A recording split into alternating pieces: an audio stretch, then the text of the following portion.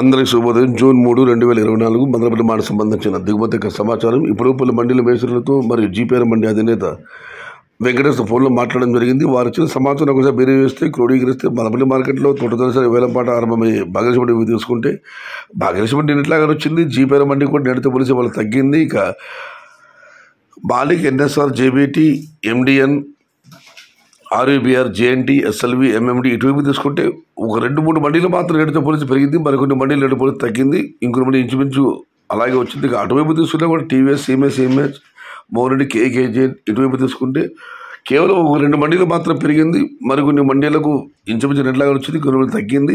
ఇక పాతలో కూడా అంతే ఇంచుమించు రేట్ల మొత్తం మీద చూస్తే వీళ్ళ మదనపల్లి మార్కెట్లో నిన్నటితో పోలిస్తే పెద్దగా మార్పు లేదు. కాస్త స్వల్పంగా అటు ఇటుగానే వచ్చింది, పెద్దగా మార్పు లేదు. నిన్న మీకు తెలిసిందే ₹5 దగ్గర నుంచి ₹1000 టాప్ అంట 11 పడటం జరిగింది. ఇవాళ కూడా దిగుమతులు పెద్దగా మార్పు లేదు, ఇంచుమించు అలాగే వచ్చింది. మరి చూడాలి ధరలు ఎలా ఉంటాయి, ఏ మేరకు ఉంటాయో.